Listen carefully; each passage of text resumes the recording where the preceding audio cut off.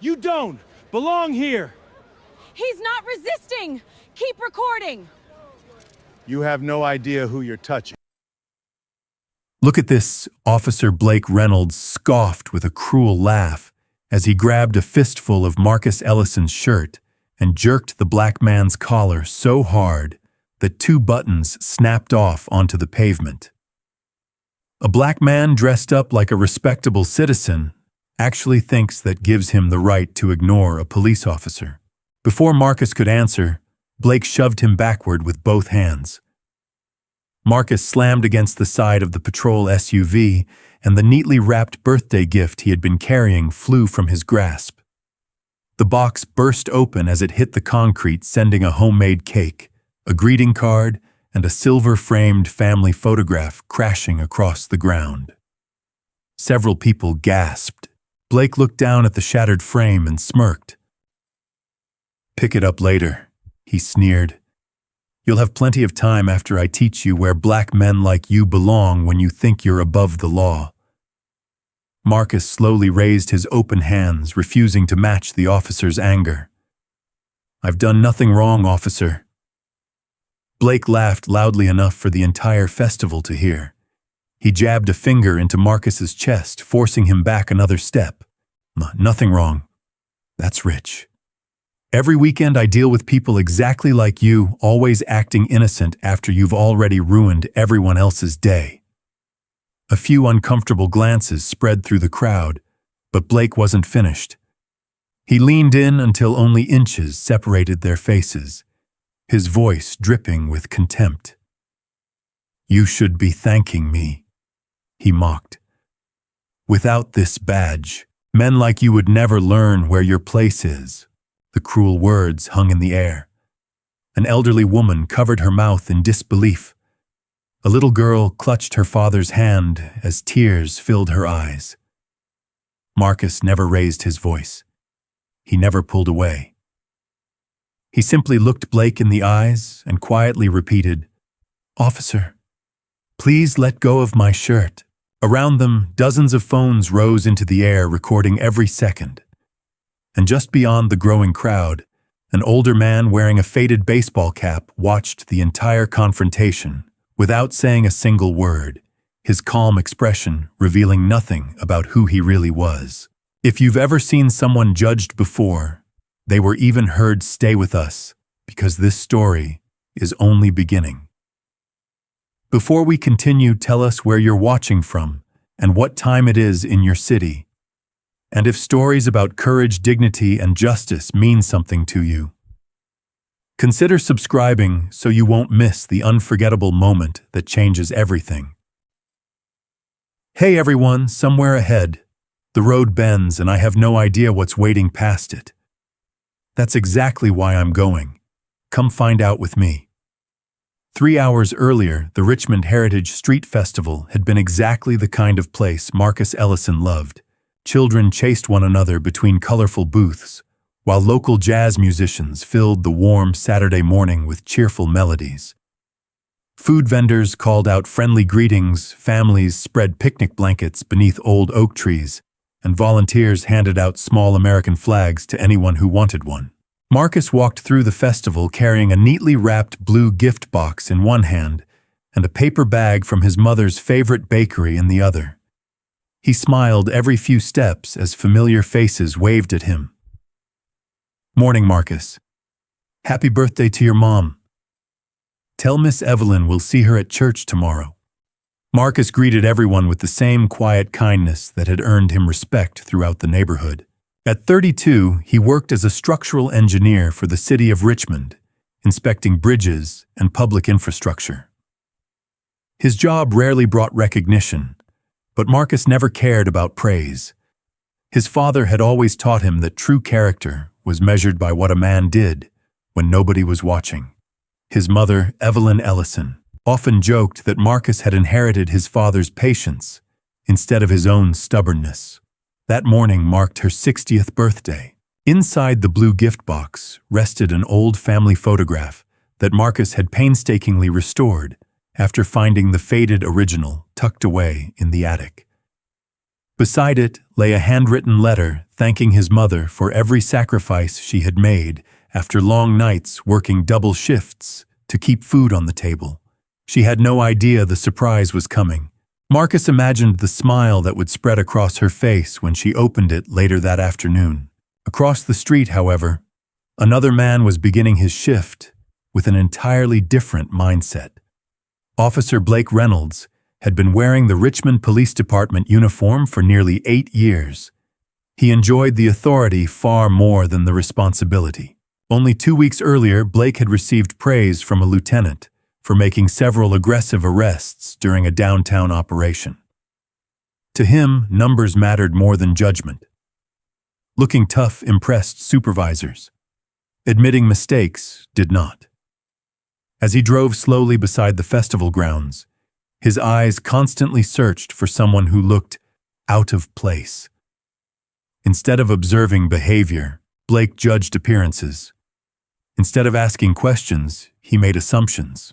His patrol SUV rolled past a group of teenagers laughing over basketball highlights. Nothing. A family unloaded folding chairs. Nothing. Then Blake noticed Marcus walking alone with the gift box. The expensive watch on Marcus's wrist caught the sunlight for an instant. His neatly pressed navy shirt contrasted sharply with the work boots he still wore after leaving an early bridge inspection. Blake narrowed his eyes.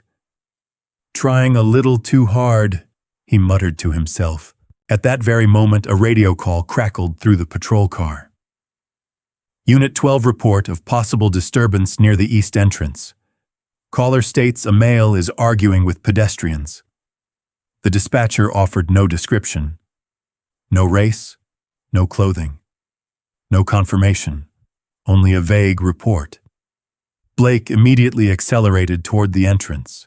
When he spotted Marcus standing nearby while checking a text message from his sister Naomi, his mind made the connection, without a single piece of evidence. There he is. He parked abruptly. Marcus looked up, surprised by the screeching tires. Before he could even greet the approaching officer, Blake was already closing the distance with long, aggressive strides. "You!" Marcus blinked. "Sir, step away from the crowd." Marcus looked around, confused. "I'm sorry. Are you talking to me?" Blake's expression hardened. "Don't play games." Marcus calmly shifted the bakery bag to his other hand. "I think there's been some misunderstanding." "Of course there has," Blake interrupted sarcastically. "There's always a misunderstanding when someone gets caught." Several nearby shoppers slowed their pace. The cheerful atmosphere of the festival suddenly became uneasy. Marcus maintained his respectful tone. "Officer, I just arrived. I'm here for my mother's birthday celebration." Blake glanced briefly at the wrapped gift before rolling his eyes. "Convenient story." "It's the truth." "You got identification?" Marcus nodded immediately. "Yes, sir." He carefully reached toward his back pocket. "Slowly," Blake barked. Marcus froze. "I was only getting my wallet because you asked, and I'll decide what you do." Marcus slowly withdrew his empty hand instead. "I don't want any problems." Blake stepped closer until they stood only a foot apart. "You already are the problem." The words were loud enough that nearby conversations stopped. Marcus noticed several children watching. He lowered his voice even further. "If someone reported suspicious activity, I'm happy to answer your questions." Blake laughed. "You really think you're running this conversation?" Marcus shook his head. "No, sir. I'm simply asking what this is about." Blake folded his arms. "You'll find out after I figure out what you're hiding." Marcus felt dozens of eyes turning toward him. Embarrassment crept across his face, yet he refused to let frustration control him. He remembered something his father had told him years earlier after witnessing an argument during a traffic stop. Son, never let another person's lack of discipline steal your own. The calmest man usually sees the truth first. Marcus silently repeated those words inside his mind. Across the festival, standing beside a coffee stand, with a paper cup in one hand, an older man wearing a faded baseball cap watched the encounter begin. His gaze never left Blake. He noticed every gesture, every tone of voice, every unnecessary step closer.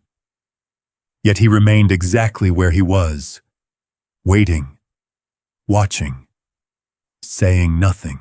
Neither Marcus nor Blake realized that the next few minutes would change far more than a routine police encounter. They would expose the true character of everyone involved, and the worst was still to come. The uneasy silence hanging over the festival lasted only a few seconds. Officer Blake Reynolds took one slow step forward until his polished boots nearly touched Marcus Ellison's worn work boots. His jaw tightened, as if Marcus's calmness itself were an act of defiance. "I've met hundreds of people exactly like you," Blake said, his voice growing louder with every word. "Polite smile, nice clothes, then we find out you're hiding something." Marcus kept both hands visible. "I've answered every question you've asked, officer." "No," Blake snapped. "You've answered the questions you wanted to answer." Without warning, Blake slapped Marcus's hand away, as Marcus carefully reached for his wallet again. The leather wallet flew across the pavement, landing beside a little boy's bicycle. A collective gasp swept through the crowd. Marcus instinctively looked toward the wallet, but made no move to retrieve it. "You told me to show identification," he said quietly. "I'll tell you when you can move." Several people exchanged uncomfortable looks. One elderly veteran wearing a faded Marine Corps cap frowned deeply. "Officer," he called out cautiously, "the man hasn't done anything." Blake shot him an icy glare. "I don't remember asking for commentary." The veteran slowly fell silent. Marcus could feel dozens of cameras now pointed directly at them. Every instinct urged him to defend himself, yet another voice echoed inside his mind, his father's. Never confuse strength with volume. The strongest man in the room is often the one who refuses to lose control. Marcus drew a slow breath. "I respect your badge," he said. "I'm only asking to understand why you've stopped me."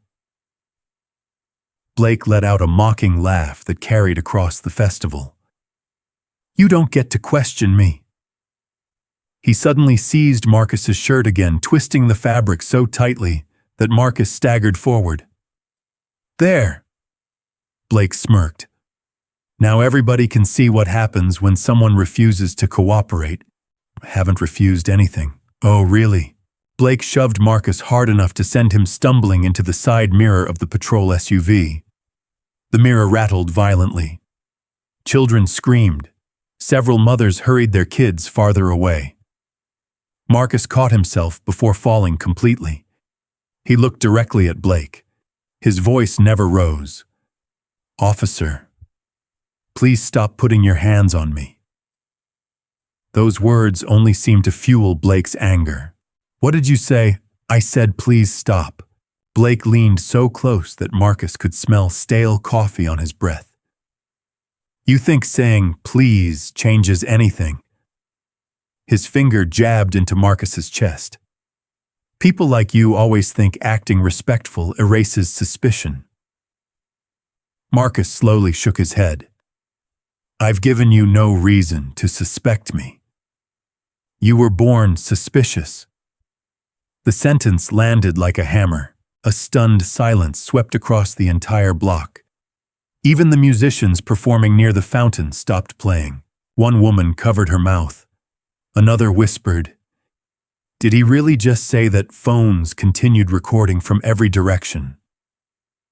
A teenage boy quietly muttered, "He's still filming. Keep filming." Marcus lowered his eyes for only a second. Not because he felt guilty, because he was fighting to remain calm. His mother had spent years teaching him that dignity could never be taken away unless he surrendered it himself. He silently counted to 5, then lifted his head again. "I will comply with every lawful instruction you give." Blake laughed even harder. "Oh, now you're quoting legal language."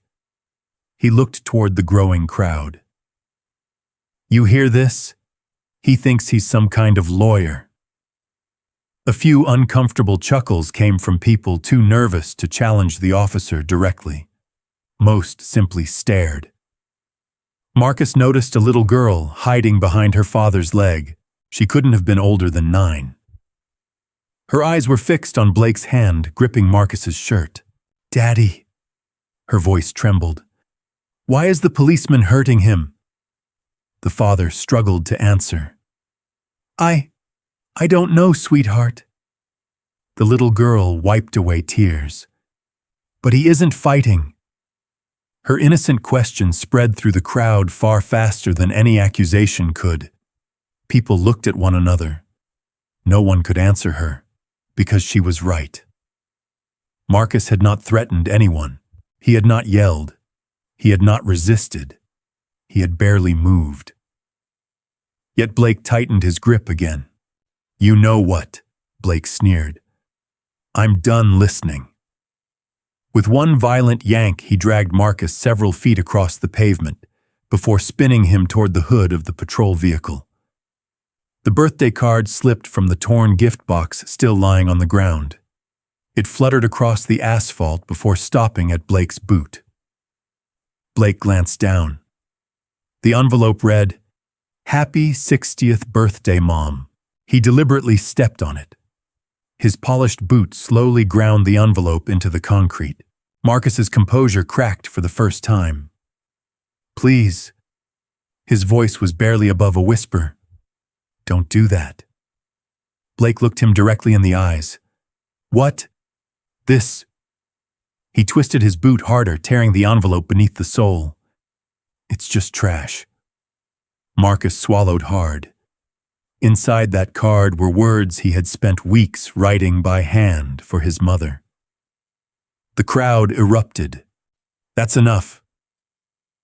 "Leave him alone. Someone call internal affairs." A dozen voices shouted at once, but Blake ignored every one of them. Instead, he reached toward the handcuffs hanging from his duty belt. Metal clicked against metal. The unmistakable sound froze the crowd. Marcus remained perfectly still. He slowly turned his palms outward. "I am not resisting." "Oh, you'll be resisting in about 5 seconds." Just beyond the growing circle of spectators, the older man in the faded baseball cap quietly lowered his untouched cup of coffee onto a nearby bench. His calm eyes never left Blake Reynolds. For the first time since the confrontation began, he took one deliberate step toward the patrol car. No one noticed him. Not yet. But everything was about to change. The metallic click of the handcuffs silenced the entire festival. Officer Blake Reynolds slowly pulled them free from his duty belt, letting the steel dangle from one finger, as though he were enjoying the fear spreading across the crowd. "Ah, you had your chance," he said coldly. "Now you're going to learn what happens when you waste a police officer's time." Marcus Ellison didn't move. His palms remained open. His breathing remained steady. "I have not resisted you once," he answered quietly. "If you're placing me under arrest, may I please know the charge?" Blake smirked. "I don't owe you a courtroom speech. You are required to tell me why you're detaining me." That single sentence seemed to strike Blake's pride harder than any insult.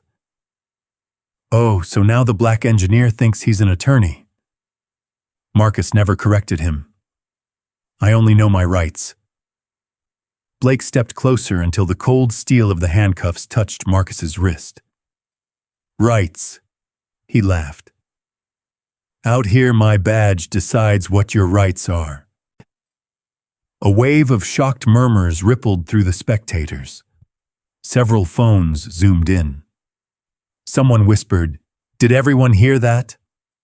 Another answered, "Keep recording. Don't stop." Marcus looked directly into Blake's eyes. "I will not resist." "You'd better not." Blake grabbed Marcus's left wrist. The steel cuff snapped shut with a loud click. A deep red mark immediately formed where Blake had squeezed too hard. At that exact moment, another patrol vehicle rolled into the intersection. Its emergency lights flashed briefly before shutting off. Sergeant Grant Lawson stepped out. 48 years old, 25 years in uniform, known throughout the department as someone who trusted his officers first and asked questions later. He walked briskly toward the growing crowd. "What have we got to?"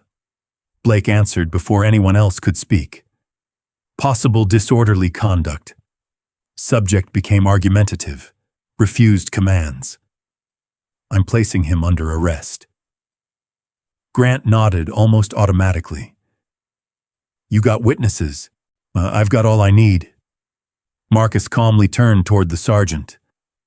"Sir, may I explain what happened?" Before Grant could answer, Blake interrupted. "He's been trying to manipulate everyone since I got here." Grant glanced at Marcus for barely a second, then looked back at Blake. "I'll sort out the paperwork later."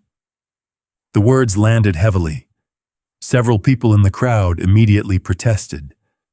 "That's not true." He never argued. "We've been watching the whole time." Grant raised one hand. Everyone calmed down. A middle-aged woman stepped forward. "I'm a nurse.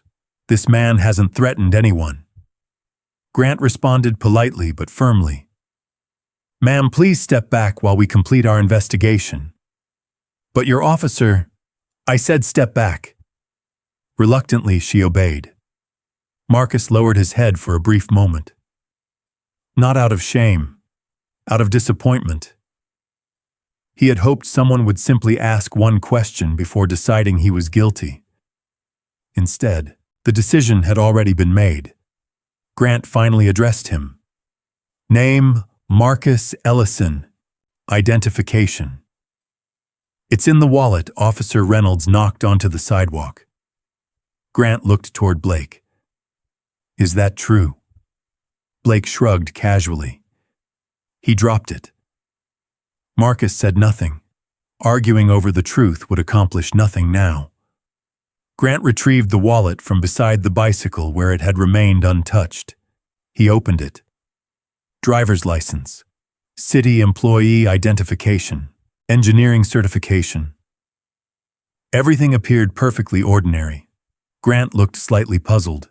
"City engineer." Marcus nodded. "Yes, sir." "You work for public infrastructure?" "I do." Blake quickly stepped in. "That doesn't mean anything. Plenty of criminals have jobs." Grant slowly closed the wallet. His certainty wavered for the first time. Before he could ask another question, a soft female voice spoke from behind. "Sergeant." Everyone turned. Officer Hannah Whitaker approached quietly. She had arrived only minutes earlier to assist with traffic around the festival. 27 years old. Just over 2 years on the force. Still idealistic enough to believe every complaint deserved to be heard. She had watched the last several minutes from the opposite side of the street. Something about Blake's behavior unsettled her immediately. Grant looked at her. "What is it?" "I think we should slow down." Blake rolled his eyes dramatically. "Oh, here we go." Hannah ignored him. "There are a lot of witnesses." Grant frowned. So maybe we should review what happened before transporting him." Blake laughed loudly. "You've been on the scene for what? 2 minutes. Long enough to see he hasn't resisted." Grant crossed his arms. "Hannah." She hesitated. "I just don't want us making a mistake." Blake scoffed. The only mistake would be letting him walk away. The crowd grew quieter. Many people noticed the disagreement between officers. Hannah glanced toward Marcus. His cuffed wrist was already beginning to swell. His birthday gift remained scattered across the pavement. The torn envelope lay beneath Blake's boot. The broken family photograph reflected sunlight in tiny fractured pieces. Something about the scene didn't match Blake's report. Without drawing attention to herself, Hannah rested one hand near the small backup body camera clipped inside her patrol vest. Most officers relied solely on their standard body cameras, but Hannah had purchased a secondary recorder with her own money, after an academy instructor once told her, "Technology doesn't protect good officers. Truth does." She pressed the tiny button beneath the fabric. A faint vibration confirmed it had begun recording. No flashing light, no sound. No one noticed. Not Blake, not Grant, not even Marcus. From that moment forward, every word, every threat, every movement would be preserved exactly as it happened. Across the street, the older man wearing the faded baseball cap watched Hannah for the first time. A nearly invisible nod crossed his face. She had done the right thing. He still said nothing. He still revealed nothing. But for the first time since this ordeal began, a quiet spark of hope appeared behind his calm eyes. Because the truth had just found another witness, and very soon it would demand to be heard. Officer Blake Reynolds tightened the handcuff another notch. Marcus Ellison winced for the first time. The steel bit deeper into his wrist, leaving a crimson line beneath the polished metal. "There," Blake said with satisfaction. "Now maybe you'll remember not to waste my Saturday." Marcus looked down briefly before lifting his eyes again. "The cuff is too tight, officer. It'll loosen when you stop pretending to be a victim." Several people immediately protested. "That's enough. He's hurting him." You can see his wrist turning red. Blake ignored every voice except his own. "Anyone else wants to interfere?" he shouted toward the growing crowd. "Can spend the afternoon downtown with him." The warning quieted some people, but it did not stop the cameras. If anything, even more phones were now raised. Jordan Fields, a local high school history teacher, had been live streaming the festival before the confrontation began. Without lowering his phone, he quietly changed the title of his broadcast. "Police officer detains peaceful man at Richmond Festival." Within 2 minutes, hundreds of viewers joined. Comments flooded the screen. "Why is he handcuffed? Did he do anything? Keep filming. Don't let them delete the evidence." Jordan slowly circled the scene, careful to remain several feet away. Every angle was now being documented. Blake finally noticed. "You," he pointed directly at Jordan. "Turn that camera off." Jordan calmly answered. "I think I'm standing in a public place, officer." "I said turn it off." "I'm not interfering." Blake took one threatening step forward. "You want obstruction added to today's paperwork." Before Jordan could answer, Sergeant Grant Lawson stepped between them. "Blake!" The younger officer looked irritated. "What? Leave him." "He keeps filming." Grant glanced at the growing crowd. At this point, half the festival is filming. Blake clenched his jaw. His frustration became obvious. For the first time, he realized the situation was slipping beyond his control. Meanwhile, Marcus remained exactly where he had been placed. He could have complained, he could have shouted, he could have demanded a lawyer. Instead, he quietly watched the people around him. A little girl, the same child who had cried moments earlier, slowly walked toward the shattered birthday gift before her father gently stopped her. "Daddy," she whispered, "can we help him pick up his picture?"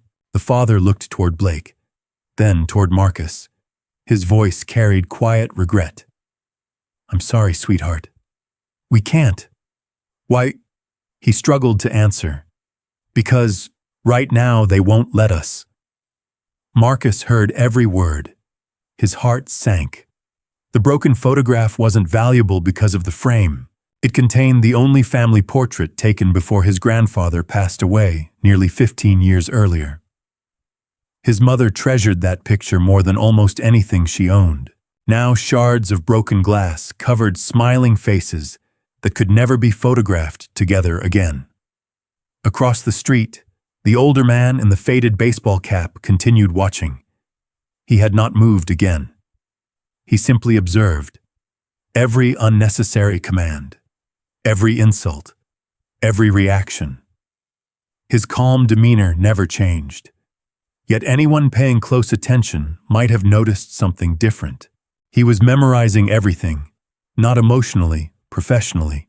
Back near the patrol vehicle, Officer Hannah Whitaker quietly continued recording with her concealed backup camera. She replayed Blake's words in her mind. "My badge decides what your rights are." She had graduated near the top of her academy class. Every instructor had repeated the same principle. Authority existed to protect rights, not replace them. She glanced toward Sergeant Lawson. He still trusted Blake, but uncertainty had begun creeping into his expression. Grant noticed Marcus's swollen wrist. He noticed the untouched identification showing Marcus worked for the city. He noticed the dozens of independent witnesses telling nearly identical stories. Something no longer fit. He walked closer. "Marcus." "Yes, Sergeant." "If I remove one cuff so we can adjust it, are you going to cooperate?" Marcus looked directly at him. "I've been cooperating since your officer first approached me." Grant hesitated. Before he could respond, Blake cut in again.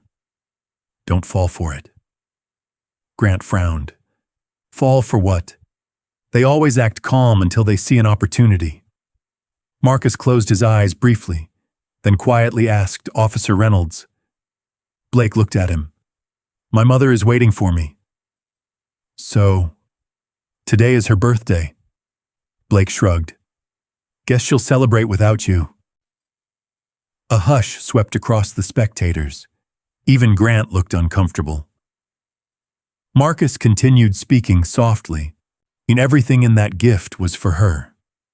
Blake glanced toward the broken box. "Should have thought about that before getting yourself arrested." "I didn't do anything." "You keep saying that." "Because it's true." For the first time, Blake had no sarcastic response, only silence. The live stream comments continued pouring in by the thousands. One viewer recognized Marcus from previous city engineering interviews. Another identified the festival location. A third tagged local news stations. Within minutes, notification alerts began appearing inside the Richmond Police Department's Public Information Office, then at City Hall, then inside several newsroom assignment desks. What had started as a street encounter was rapidly becoming a public story. Blake had no idea. Neither did most people surrounding him, but the older man in the baseball cap felt his phone vibrate quietly inside his jacket. He glanced at the screen for only a second. A single message appeared. "FBI Richmond Field Office standing by. Awaiting your instruction." He locked the phone without replying. Not yet. His eyes returned to Marcus. His son still stood calmly in handcuffs, still refused to lose his dignity, still believed that the truth would matter. The older man's jaw tightened almost imperceptibly. He had spent 35 years teaching federal agents that patience revealed character faster than confrontation ever could. Officer Blake Reynolds had no idea his own character was being exposed, not just to a crowd, not just to thousands watching online, but to the one man whose judgment could change the course of his entire career. And the moment of reckoning was drawing closer with every passing second. The atmosphere at the Richmond Heritage Street Festival had completely changed. Only 20 minutes earlier, laughter music and the smell of barbecue filled the streets. Now every conversation revolved around one image: A peaceful black man standing in handcuffs. Officer Blake Reynolds noticed the growing tension, but mistook silence for victory. "You see," he muttered confidently to Sergeant Grant Lawson, "crowds always get emotional. They'll move on in a few minutes." Grant wasn't listening anymore. His attention remained fixed on Marcus Ellison. The city engineer hadn't shouted, hadn't threatened anyone, hadn't resisted. In fact, Marcus had apologized more times than he'd defended himself. That didn't match Blake's version of events. Grant looked around. "Were any businesses facing this intersection?" Marcus answered politely. "Yes, Sergeant. There are 3. He nodded toward the opposite sidewalk. "A pharmacy, a coffee shop, and Walter's Market?" Grant followed his gaze. Mounted above Walter's Market was a large black security camera pointed directly toward the festival entrance. His eyes narrowed. Before he could say anything, an older man wearing denim overalls hurried across the street. It was Walter Price, the 70-year-old owner of the neighborhood grocery store. He had known Marcus since Marcus was a little boy buying candy with spare change after school. Walter looked directly at Grant. "Sergeant." Grant nodded. "Can I help you?" "I believe I can help all of you." Walter pointed toward the camera mounted above his storefront. "My security system records in 4 directions." Blake immediately interrupted. "Store cameras don't show everything." Walter calmly smiled. "This one does." He reached into his pocket and produced a small key. "The recorder is inside my office." Grant looked toward Blake. For the first time since arriving, he ignored Blake's opinion completely. "I want to see it." Blake stepped forward. "Sergeant, we don't need surveillance." Grant turned sharply. "We're going to review every piece of evidence." Blake forced a smile. "If that's what you want." But inside, something tightened. He had approached Marcus from behind the camera's viewing angle. Hadn't he? He wasn't completely sure anymore. Across the street, Officer Hannah Whitaker quietly watched Blake's expression change. For the first time all afternoon. He looked nervous, not angry, nervous. Hannah's hidden backup camera continued recording every second. She knew departmental body cameras occasionally malfunctioned. Sometimes batteries died.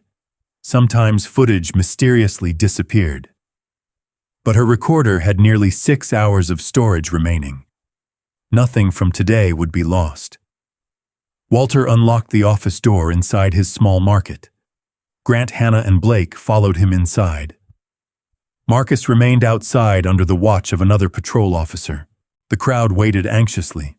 Inside the office, Walter pressed a few keys on the digital recorder. 4 video windows appeared. Front entrance, parking lot, side alley, festival intersection. Grant leaned closer. "Can you rewind?" Walter nodded. The footage rolled backward, then forward again. There was Marcus, walking peacefully toward the festival carrying the blue gift box, stopping briefly to answer a text message, looking around for familiar faces, smiling at a passing family. Grant watched carefully. No confrontation. Walter continued playing. Blake's patrol SUV entered the frame. The officer climbed out quickly, without hesitation, without speaking to anyone else, without investigating anything. He walked directly toward Marcus. Grant folded his arms. Pause. Walter froze the image. Grant looked toward Blake. "Did dispatch identify him as the suspect?" Blake hesitated. The description was general. "So you assumed." "He matched the area." Grant's expression hardened. "That's not what I asked." Before Blake could answer, Walter resumed the recording. The office fell silent. Everyone watched Blake confront Marcus. The video had no audio, but actions needed no explanation. Marcus stood still. Blake pointed aggressively. Marcus attempted to retrieve his wallet. Blake slapped it from his hand. Marcus stepped backward. Blake continued advancing. Grant slowly exhaled. This isn't looking good. Blake crossed his arms defensively. The camera doesn't show what he was saying. No, Grant answered quietly. But it clearly shows what he wasn't doing. Outside the office, another unexpected development was unfolding. Jordan Fields' live stream had surpassed 50,000 viewers. Local television stations began replaying clips. Social media users identified the officers involved. Phone calls flooded police headquarters. Reporters started heading toward the festival. Marcus noticed several news vans arriving in the distance. Yet despite everything happening around him, his thoughts remained elsewhere. His mother. He imagined Evelyn checking the clock, wondering why her son hadn't arrived. Probably assuming he had been delayed at work. She would never imagine he was standing in handcuffs only a few miles away. Marcus lowered his eyes. His voice became barely audible. I hope she hasn't started worrying. Standing only a few feet away, the older man in the faded baseball cap heard every word. His heart tightened, but his face revealed nothing. Not yet. His phone vibrated again. This time he answered. He turned away from the crowd before speaking in a calm, measured tone. Status. A voice immediately responded. Sir, we're monitoring everything. Any contact from local command? Yes, Special Agent L. The older man interrupted gently. Not here. Understood, sir. We're standing by. He ended the call after only 12 seconds. No one nearby heard enough to understand the conversation. But Officer Hannah noticed something unusual. The older man's posture, his calm voice, the precise language. Years of police training told her one thing. He wasn't an ordinary bystander. Back inside Walter's office, the surveillance video reached the most critical moment. The frame showed Blake grabbing Marcus's shirt, then shoving him into the patrol SUV. Grant stared at the screen. No resistance. Walter advanced another few seconds. The birthday gift fell. The photograph shattered. Grant watched Blake deliberately step on the greeting card. The room became deathly quiet. Walter slowly stopped the recording. No one spoke. Finally, Grant turned toward Blake. His disappointment was unmistakable. Your report says the suspect became physically aggressive. Blake swallowed. He moved toward me. Grant looked back at the frozen image. No. His voice remained calm. He didn't. Another long silence filled the office. Outside, sirens echoed faintly in the distance. Additional department supervisors were arriving. The story had grown beyond a routine arrest. Far beyond. Grant looked out the office window toward Marcus, then toward the older man in the baseball cap. Something about that quiet stranger caught his attention. The man never appeared frightened, never appeared surprised. He simply watched everything unfold with extraordinary patience, as though he already knew exactly how this day would end. Grant couldn't explain why, but he suddenly had the unmistakable feeling that someone far more important than anyone realized had been standing among the crowd from the very beginning. And within minutes, that hidden truth would begin changing everything. When Sergeant Grant Lawson stepped back onto the sidewalk, the atmosphere felt completely different. The crowd immediately searched his face for answers. Officer Blake Reynolds searched it for reassurance. Neither found what they expected. Grant walked slowly toward Marcus Ellison, whose left wrist remained locked inside a handcuff attached to the patrol SUV. Marcus, Grant said calmly, I need to ask you a few more questions. Marcus nodded. Of course, Sergeant. Before another word could be spoken, Blake stepped between them. Sergeant, we've already got enough. Let's transport him before this crowd gets any bigger. Grant looked at him. The investigation isn't finished. It doesn't need to be. Grant's voice became noticeably firmer. I said it isn't finished. For the first time that afternoon, Blake realized he was no longer controlling the conversation. His confidence began slipping away. Unfortunately, pride refused to let him stop. Instead of backing down, he doubled down. Blake turned toward Marcus and deliberately raised his voice so everyone could hear. Marcus Ellison, you're being placed under arrest for obstructing a police investigation, refusing lawful commands, and resisting detention. The crowd exploded. That's a lie! He never resisted. We all saw what happened. Jordan Fields lifted his phone higher. You've got over 60,000 people watching this live, officer. Blake pointed directly at him. I don't care if 60 million are watching. He spun back toward Marcus. Turn around. Marcus remained exactly where he stood. I will comply. Then turn around. Marcus slowly did as instructed. His movements were careful, measured. Every spectator could see he wasn't resisting in any way. Officer Hannah Whitaker watched silently, her hidden camera continuing to record. She could barely believe what she was witnessing. Every additional command Blake gave only contradicted the evidence they had just reviewed. Grant spoke again. Blake. But Blake ignored him. He grabbed Marcus's free arm and twisted it sharply behind his back. Marcus inhaled through clenched teeth. The movement sent pain shooting across his shoulder. Several people cried out, "You're hurting him! Take it easy!" Marcus spoke through the pain. Officer, my shoulder. Blake shoved him harder. You should have thought about that before resisting. I am not resisting. You are now. Those 4 words sent a chill through Hannah. She understood exactly what Blake was doing. He was trying to create the resistance he couldn't prove had existed. Grant stepped forward immediately. Enough. Blake didn't let go. I've got him under control. I said enough.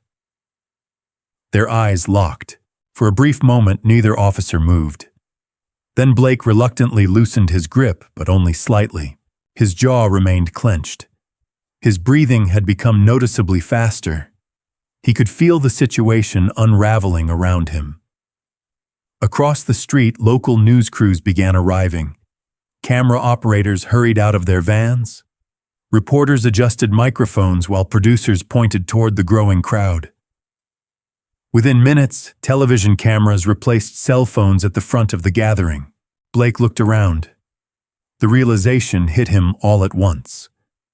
This wasn't disappearing. It was becoming headline news. Desperation crept into his voice. He assaulted an officer. The statement stunned everyone nearby. Grant turned immediately. What? Blake pointed toward his own chest. He pushed me. Complete silence followed. Then Jordan's live stream microphone accidentally captured several spectators laughing in disbelief. That's impossible. And we watched the whole thing. He never touched you. Grant stared at Blake. You didn't mention that before. It just happened. No, Grant answered slowly. If it had happened, it would have been the first thing you said. Blake hesitated, only for a second, but everyone noticed. Hannah quietly stepped beside Grant. In a voice barely above a whisper, she said, "Sergeant." Grant glanced at her. "I have additional footage." His expression changed immediately.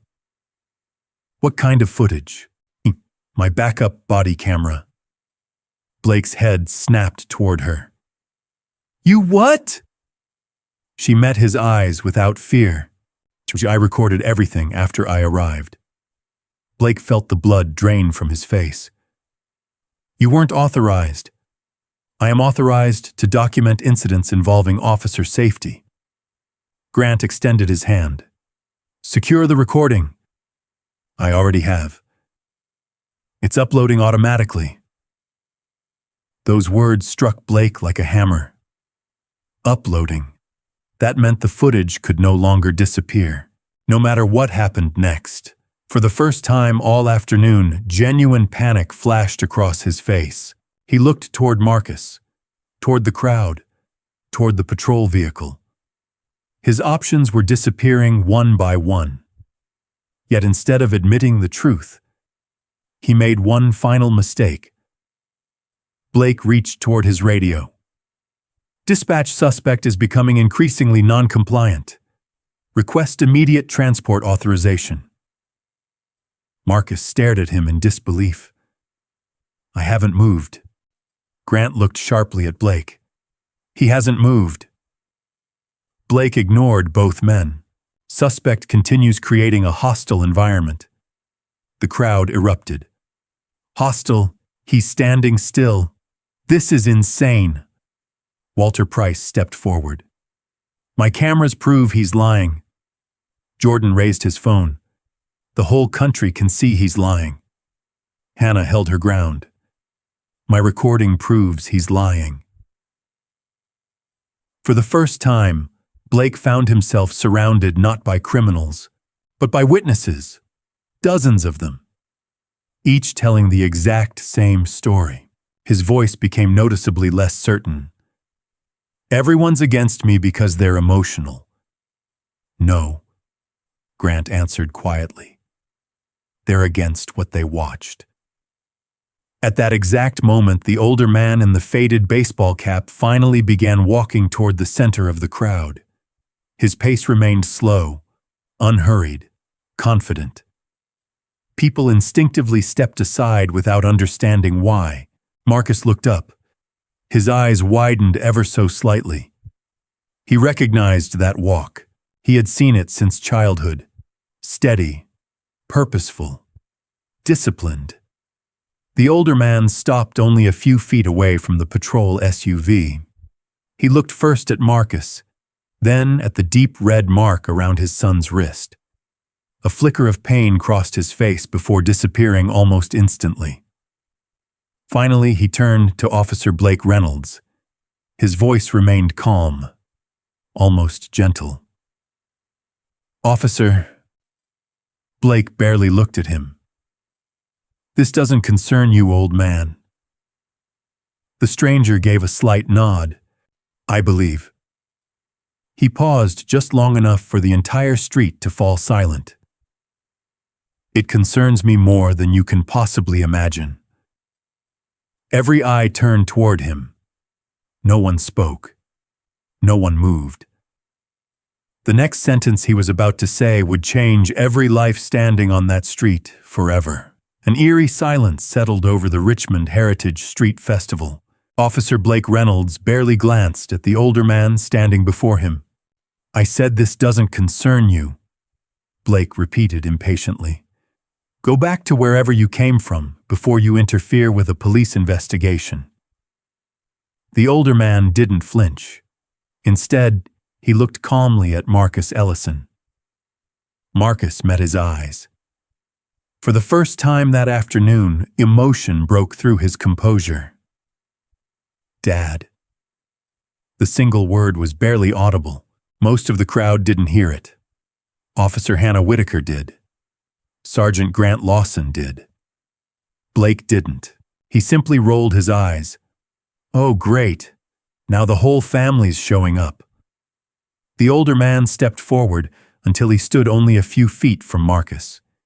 His eyes settled on the swollen wrist trapped inside the steel handcuff. What happened to your wrist, son? Marcus answered softly. I'm all right. No. The older man's voice remained calm. You're protecting someone who doesn't deserve it. Blake scoffed. Sir, unless you're his attorney, stay back.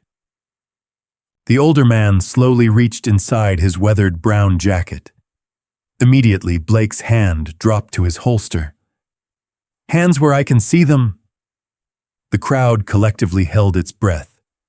Instead of arguing, the older man slowly removed a slim black leather credential wallet. He opened it with practiced precision.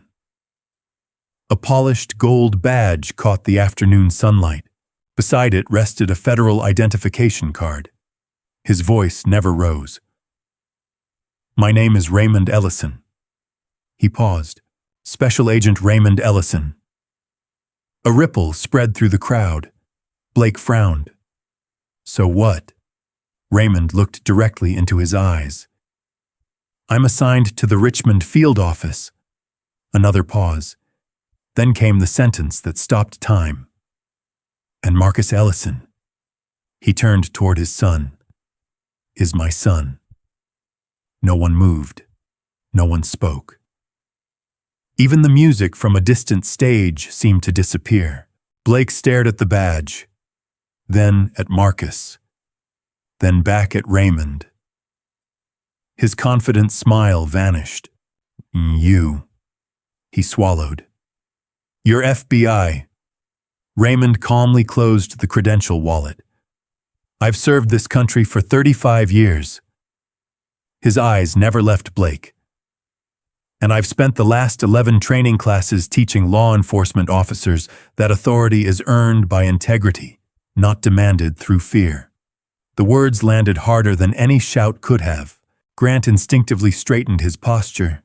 Hannah stood motionless. Several officers arriving from the newly gathered patrol units unconsciously removed their sunglasses. Raymond slowly walked around Blake until he stood beside Marcus. Only then did he finally notice the torn birthday card beneath Blake's boot. He bent down, carefully picked it up, brushed away the dirt. The envelope was ripped nearly in half. He looked at the handwriting. He recognized it instantly. Marcus had spent nearly 3 weeks writing that letter for Evelyn. Raymond quietly folded the damaged card and placed it back inside the broken gift box. Only after doing so did he face Blake again. I've been standing in that crowd since before you left your patrol vehicle. Blake's face drained of color. I witnessed every word. Another pause. Every shove. Raymond looked at Marcus's wrist. Every unnecessary use of force. The silence became unbearable. Then Raymond slowly turned toward Sergeant Grant Lawson. Sergeant. Grant immediately answered. Yes, sir. I assume you've already secured the scene. We have. Good. Raymond nodded once. Because no one leaves until every piece of evidence is preserved. Blake finally found his voice. Special Agent.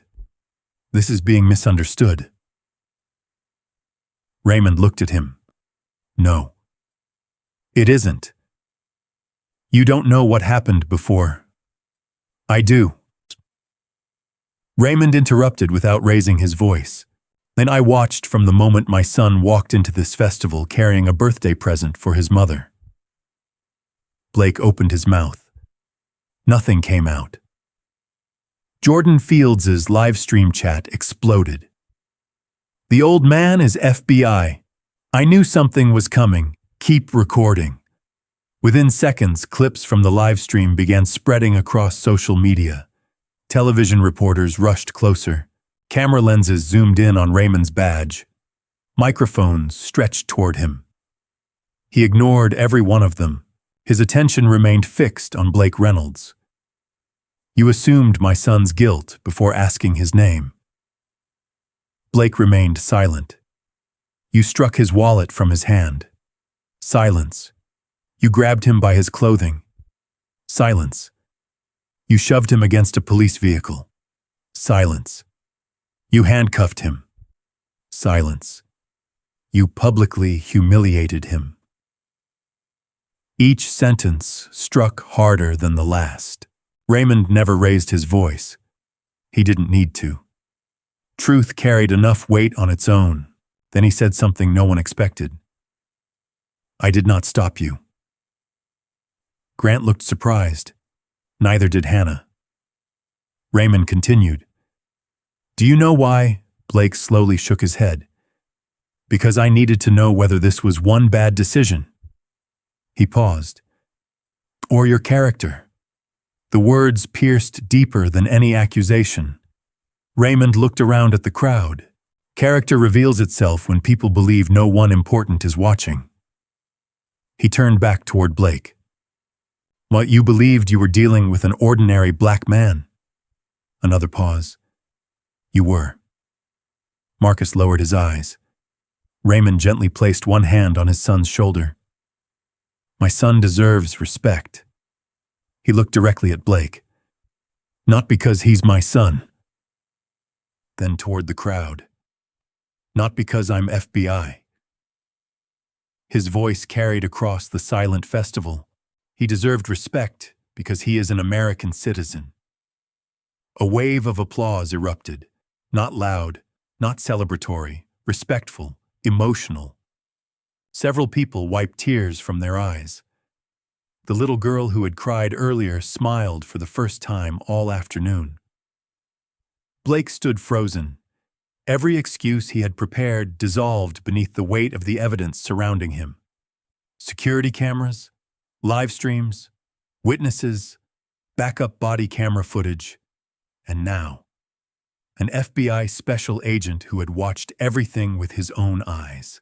The balance of power had shifted completely, but Raymond Ellison wasn't finished. He slowly reached into his jacket once more. This time, instead of removing another credential, he took out his phone. He pressed a single number already waiting on the screen. When the call connected, he spoke only one sentence. "This is Special Agent Raymond Ellison." He looked directly at Blake Reynolds. "You may come in now." Almost instantly, the sound of multiple black SUVs approaching echoed from the far end of the street. Every head turned. The real investigation was only beginning. The sound of approaching engines rolled through the festival like distant thunder. 1, 2, 3 black SUVs turned onto the closed street, their emergency lights flashing silently instead of blaring sirens. They stopped in perfect formation just beyond the crowd. The doors opened almost simultaneously. Men and women wearing dark suits stepped out with calm precision. Each displayed a gold badge. The letters FBI glinted beneath the afternoon sun. The crowd instinctively stepped aside, creating a clear path toward Raymond Ellison. Officer Blake Reynolds felt his legs weaken. His breathing became shallow. This was no bluff. Special Agent Denise Marshall approached first. She stopped in front of Raymond. "Sir." Raymond returned a brief nod. "Thank you for coming so quickly." She looked toward Marcus. "Is he injured?" "Minor wrist injury." She immediately turned to another agent. "She photographed the restraint marks before the cuffs come off." "Yes, ma'am." Another agent approached Sergeant Grant Lawson. "Sergeant, we'd appreciate your cooperation in preserving the scene." Grant answered without hesitation. "You'll have it." Blake suddenly stepped forward. "This is a local police matter." Raymond slowly looked at him. "No." He answered quietly. It stopped being only a local matter the moment evidence appeared to show abuse of authority, possible false reporting, and interference with a citizen's constitutional rights. Blake opened his mouth. Raymond calmly continued. "And from this moment forward," he glanced toward Denise, "every statement made here will be documented." The meaning was unmistakable. Nothing else could be altered. Nothing could disappear. Two FBI evidence specialists began photographing the broken birthday gift, the shattered family photograph, the torn greeting card. Marcus watched silently. He never imagined that something his mother had written years ago on the back of that old family portrait would become evidence. One of the agents carefully lifted the damaged frame. On its reverse side, handwritten in faded blue ink, were Evelyn Ellison's words. "No matter where life takes us, this family stands together." Raymond stared at the sentence for several seconds, then quietly closed his eyes. Meanwhile, Denise Marshall approached Officer Hannah Whitaker. "Officer." "Yes, ma'am." "Special Agent Ellison informed us you secured independent video." Hannah nodded. "My backup body camera." "Has anyone accessed the file?" "No." "It's uploading to encrypted cloud storage." Denise smiled faintly. "Excellent decision." Blake looked from Hannah to Denise. "You can't use unauthorized footage against me." Before Denise could answer, Hannah calmly replied, "It isn't unauthorized." She removed a folded department policy card from her notebook. "Richmond Police General Order 8.14. She handed it to Sergeant Lawson. "It permits supplemental recording devices during incidents involving potential misconduct or officer safety." Grant read the paragraph, then slowly lowered the paper. "It's valid." Blake stared at him. You knew about that policy," Grant answered honestly. "I'd forgotten." The realization hit Blake harder than any accusation. Every safeguard he had counted on had disappeared. Walter Price soon emerged carrying a portable hard drive. "I made 3 copies." He handed one to Grant, one to Denise, and one to a uniformed evidence technician. "My surveillance system automatically timestamps every frame." Denise accepted it carefully. "So, Mr. Price, would you be willing to provide a formal statement?" Walter nodded. "I've waited 50 years to see someone finally ask store owners what we actually witness." Nearby, Jordan Fields ended his live stream only long enough to preserve the original recording. Within seconds, national media outlets requested permission to license the footage. Jordan declined every offer. "The evidence belongs to the investigation first."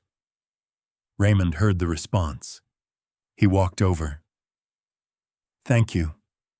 Jordan shook his head. "I didn't do anything special."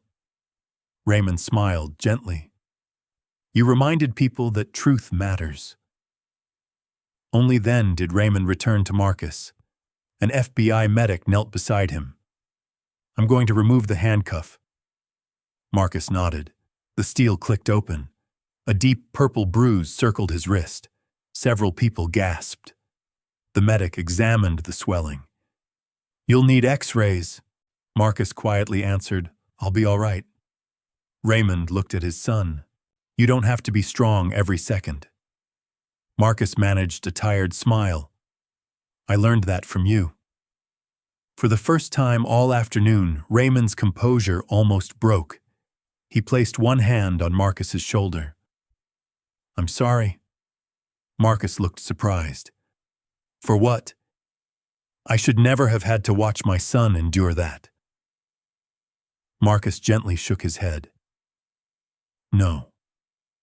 If you'd stepped in immediately." He glanced toward the crowd. "They would have believed I was protected." He looked back at his father. "Now they'll know the truth protected me." Raymond smiled proudly. "You've become a better man than I ever hoped." A few feet away, Sergeant Grant Lawson approached Blake Reynolds. His face carried none of the certainty it had earlier that afternoon. Only disappointment. "Officer Reynolds." Blake looked up. "You are relieved of field duty effective immediately." "What?" "Surrender your service weapon." Blake stared in disbelief. You can't do that here. Grant extended his hand. I can. And I am. The surrounding officers watched in complete silence. No one spoke. No one defended Blake. After several agonizing seconds, Blake slowly removed his duty pistol, then his spare magazines, then his patrol keys. Finally, his badge. Grant accepted each item one by one. The symbolic weight of that final exchange was unmistakable. The officer who had spent the afternoon declaring that his badge gave him power no longer possessed one. Raymond watched quietly. He took no satisfaction in Blake's humiliation, only relief that accountability had finally begun. Denise Marshall stepped beside Grant. Internal Affairs investigators are 5 minutes away. Grant nodded. I'll remain available. She looked toward Blake. Officer Reynolds. Blake avoided eye contact. You'll be interviewed regarding possible violations, including excessive force, false official statements, unlawful detention, and conduct unbecoming an officer. Every word echoed through the silent street. The crowd realized they weren't witnessing revenge. They were witnessing the law working exactly as it was meant to. Raymond slowly looked around the festival. The frightened faces from earlier had changed. People no longer looked helpless. They looked hopeful, because for perhaps the first time that day, they believed justice was not only possible, it had finally arrived. The afternoon sun was beginning to sink behind the historic buildings of downtown Richmond when the last pieces of evidence were finally collected. The festival remained unusually quiet, not because people were afraid anymore, because they understood they had witnessed something that would be remembered for years. Officer Blake Reynolds sat alone on the rear bumper of another patrol vehicle, no longer wearing the badge he had once displayed with such pride. His service belt had been removed. His patrol radio was gone. The confidence that had fueled every insult only an hour earlier had completely disappeared. 2 internal affairs investigators approached. One carried a thick evidence folder. The other held a digital tablet. Officer Blake Reynolds. He looked up weakly. Yes. Ori Tiona, you are hereby notified that you are the subject of an internal affairs investigation involving allegations of excessive force, unlawful detention, false official statements, conduct unbecoming an officer, and violations of departmental use of force policy.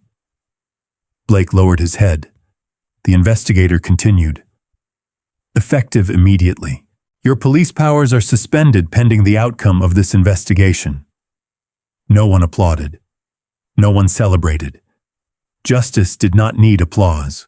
It simply needed to be done. A short distance away, Sergeant Grant Lawson stood beside Marcus Ellison. His expression carried genuine regret. Marcus? Marcus turned toward him. Yes, Sergeant. Grant took a slow breath. I owe you an apology. Marcus remained silent. I trusted a fellow officer before I trusted the evidence. Grant looked directly into Marcus's eyes. I should have listened. Marcus studied the veteran officer for a long moment. Then he offered a small, tired smile. The hardest part isn't admitting a mistake. Grant nodded. It's correcting it before it's too late. Grant extended his hand. If you'll accept it? Marcus shook it firmly. I do. Nearby, Officer Hannah Whitaker quietly watched the exchange. Grant walked toward her next. You did the right thing today. Hannah smiled faintly. I almost talked myself out of recording. What changed your mind? She looked toward Marcus. He never stopped treating us with respect. Grant lowered his eyes. Sometimes the youngest officer teaches the oldest one. Hannah laughed softly. I think we all learned something. A black sedan slowly pulled to the curb. Evelyn Ellison stepped out before the engine had even stopped. Naomi Ellison hurried behind her. When Evelyn saw Marcus standing with a bandaged wrist, tears instantly filled her eyes. "My baby." She rushed forward and wrapped both arms around him. Marcus hugged her tightly. "I'm sorry I missed your birthday." Evelyn gently touched his face. "You came home." She smiled through tears. "That's the only gift I needed." Marcus looked down at the damaged blue gift box still resting in FBI evidence packaging. "I'm sorry about your present." Raymond Ellison quietly walked over, carrying the restored family photograph. Earlier, one of the evidence technicians had carefully removed the broken glass and cleaned the frame. It still bore the cracks around its edges, but the photograph itself had survived. Raymond handed it to Evelyn. "I thought you should have this." She looked at the picture, then at the torn birthday card. She carefully unfolded Marcus's handwritten letter. Despite the damage, every word remained readable. As she silently read the final paragraph, tears rolled freely down her cheeks. "Thank you for teaching me that kindness is never weakness, and dignity is something no one can take unless we surrender it ourselves. I hope I make you proud every single day." Evelyn folded the letter against her heart. "You already have." Standing nearby, several reporters respectfully lowered their cameras. Some moments deserved privacy. Special Agent Denise Marshall approached Raymond. "The U.S. Attorney's Office has been notified." Raymond nodded. "And the department? The chief has already announced a full administrative review." She paused before continuing. "The mayor's office has requested a public meeting with the Ellison family." Raymond smiled politely. "We'll attend."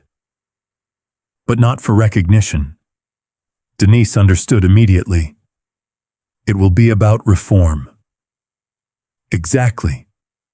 3 weeks later, the Richmond City Council chambers were filled beyond capacity. Residents, police officers, community leaders, students, veterans, journalists, every seat was occupied. The mayor stepped to the podium. "Today we formally apologize to Marcus Ellison and the Ellison family." The room stood in respectful silence. The actions witnessed that day failed not only one citizen. He looked around the chamber. They failed the values of this city. Applause echoed throughout the room. The city announced several immediate reforms: mandatory annual constitutional policing training, expanded de-escalation education, independent preservation of body camera evidence, community review panels for serious misconduct cases, and a new scholarship for students pursuing careers in public service. It would carry one name: the Marcus Ellison Character Scholarship. Marcus was visibly overwhelmed. "I don't deserve something named after me." The mayor smiled. "It isn't named after you because you were mistreated." He paused. "It's named after you because you showed this city what dignity looks like under pressure." The room rose to its feet. The standing ovation lasted several minutes. Marcus glanced toward Raymond. His father smiled quietly. No words were needed. On the drive home, Marcus looked out the passenger window as the city lights reflected across the James River. "You knew this would happen, didn't you?" Raymond chuckled softly. "No. I knew the truth would eventually find its voice." Marcus smiled. "I almost lost my temper." Raymond nodded. "But you didn't." Marcus looked at his healing wrist. "Some days being calm feels harder than fighting." Raymond rested a hand on his son's shoulder. "Real strength usually is." They drove the rest of the way in peaceful silence. Back at home, Evelyn carefully placed the repaired family photograph on the living room mantel. The cracks in the frame remained visible. She chose not to replace it. When Naomi asked why, Evelyn smiled gently. Because every time we see those cracks. She looked at Marcus. We'll remember that broken things don't always need to be hidden. They can remind us how strong we've become. Marcus quietly wrapped an arm around both of his parents. Outside, the evening breeze carried the sounds of children laughing in a nearby park. Life had returned to normal. But everyone inside the Ellison home knew something important had changed forever. Not because an FBI agent had stepped forward, not because a corrupt officer had lost his badge, but because one ordinary black man had refused to surrender his dignity even when the world gave him every reason to. Sometimes justice begins with a courtroom. Sometimes it begins with a badge. And sometimes it begins with one person quietly choosing to do the right thing while everyone else is watching. True strength is revealed not when life is easy, but when respect is tested. Treat every person with dignity, because you never know their story, and no title or badge is greater than character. If this story touched your heart, share your thoughts in the comments, tell us where you're watching from, and subscribe for more stories that remind us why kindness and justice still matter.